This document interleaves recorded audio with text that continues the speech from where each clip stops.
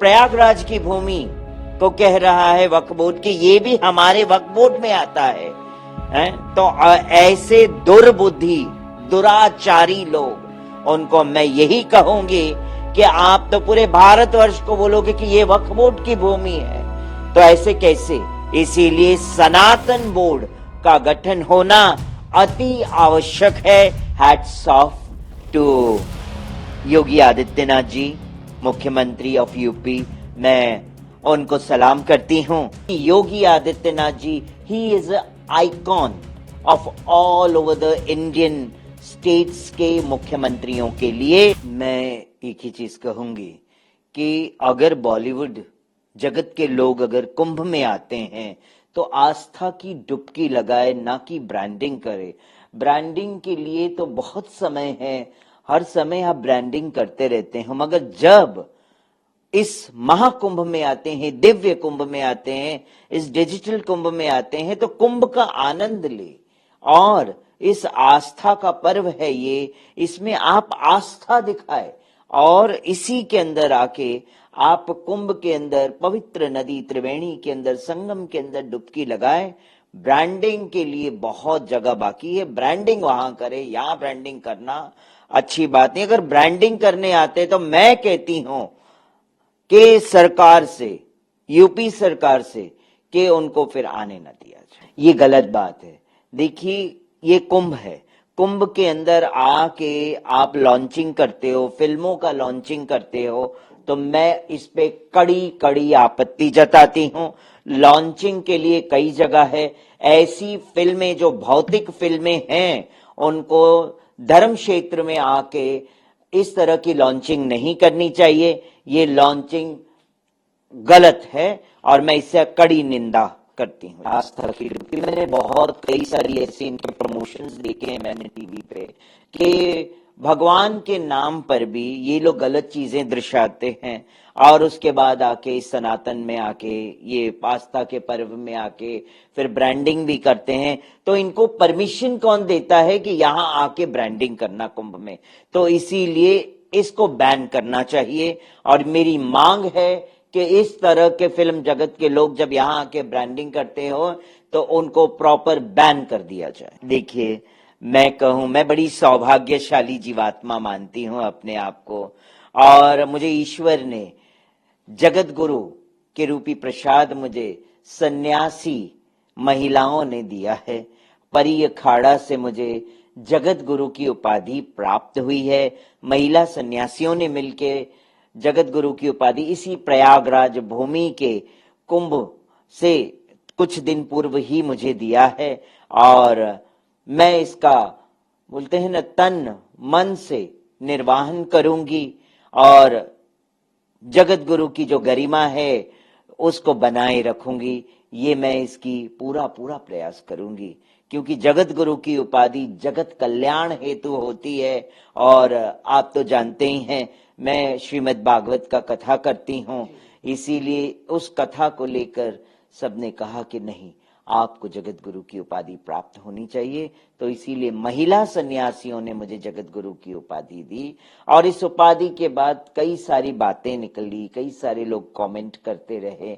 मैं उन कमेंट से डरती नहीं हूं, क्योंकि मुझे सनातन का लिए कार्य करना है, और मैंने सनातन के लिए कई सारे कार्य किए हैं। ये आप भी जानते हैं, मैं भी जानती हूं, और समाज भी जानता है। इस महाकुंभ के अंदर मैं अर्धनारेश्वर धाम के शिविर के अंतर्गत वैष्णव किन्नर अखाड़ा का गठन करूंगी, और इसकी आगाज मैं इस प्रयागराज कुंभ से कर रही हूं कि एक अलग से किन्नरों का अखाड़ा होगा, और उस अखाड़े का नाम होगा वैष्णव किन्नर अखाड़ा। देखिए, सनातन बोर्ड का गठन होना अति आवश्यक हो चुका है, क्योंकि हम देख रहे हैं वक्फ बोर्ड, जैसे प्रयागराज की भूमि को कह रहा है वक्फ बोर्ड कि ये भी हमारे वक्फ बोर्ड में आता है, तो ऐसे दुर्बुद्धि दुराचारी लोग, उनको मैं यही कहूंगी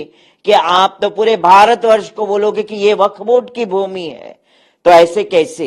इसीलिए सनातन बोर्ड का गठन होना अति आवश्यक है कि जिससे हमारे सनातन धरोहर, हमारे सनातन भूमियों को बचाया जाए, क्योंकि आने वाले टाइम में पता लगा कि भारतवर्ष तो पूरा मुस्लिम राष्ट्र बन जाएगा, वक्फ बोर्ड राष्ट्र बन जाएगा, एक नया ये तरीका चालू कर देंगे।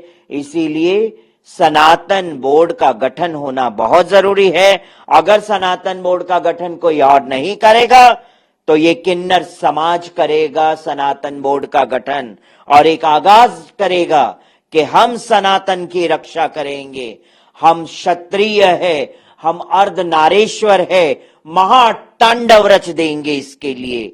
हम सनातन धरोहर को बचाने के लिए हमारे प्राण तक निछावर है। तो ये ऑपोजिशन वाले को समझना चाहिए कि गैर हिंदुओं को क्यों प्रवेश बंद कर रही है।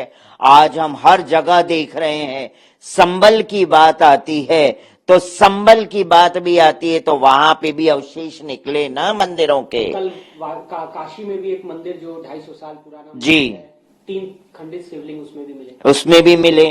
तो ये जरूरी है कि गैर हिंदुओं को प्रवेश करना वर्जित है, क्योंकि हिंदू भी तथा कथित जो धर्म बने हुए हैं उनके प्रोग्राम्स में तो हिंदू भी नहीं चाहते हैं। तो आपका भी कोई कर्तव्य नहीं है कि इस सनातन धर्म के इतने बड़े पर्व में आने का कोई मतलब नहीं बनता है।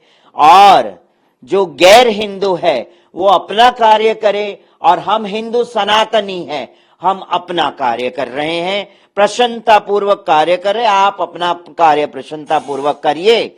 और संबल की जहां तक बात आ रही है, संबल में सारे अवशेष निकले हैं, इसीलिए वहां से पता लगता है कि हमें गैर हिंदुओं को स्टॉप करना चाहिए, फुल स्टॉप करना चाहिए, और उन्हें कह दें, समाज समझना चाहिए कि आपको यहां आना मना है। 2019 के कुंभ के बाद अब ये जो कुंभ आ रहा है 2025 के कुंभ में जब हम विराजे हैं, तो ऐसा लग रहा है बहुत सारी चेंजेस आई हैं, काफी सारे लोगों को मतलब सुविधाएं प्राप्त हो रही है इसमें। और इस टाइम आप देख रहे हैं प्रयागराज क्षेत्र में एक भारतवर्ष का एक मैप बना दिया गया है, और एक सुंदर सा उपवन बनाया है। उस उपवन के अंदर हमारे सनातन धर्म की संस्कृतियों को, मंदिरों को दर्शाया गया है।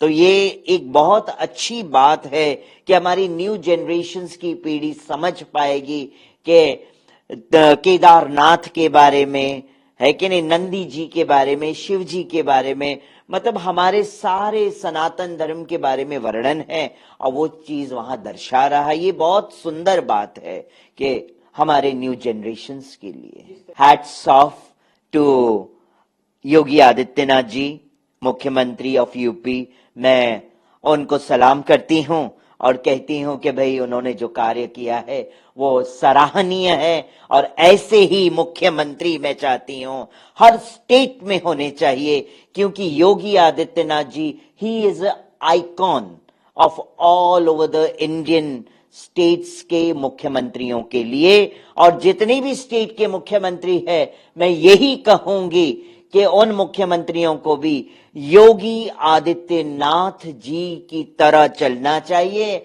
और उन्हें भी भगवा वस्त्र धारण करके मुख्यमंत्री पद पे बैठ के अपना कार्य करना चाहिए।